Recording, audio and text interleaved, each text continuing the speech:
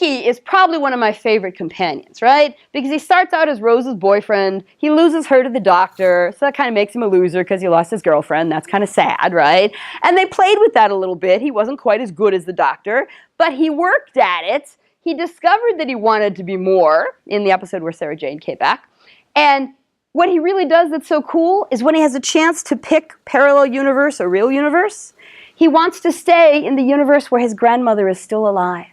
His grandmother is the most important influence in his life. Not a grandfather, not a dad, a woman who he wants to spend more time with in his own life.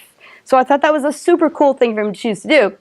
And then, of course, the very end of David Tennant's era, he visited all his past companions, did something to save their life before he regenerated, and we discovered that in the interim, Mickey and Martha had fallen in love and gotten married.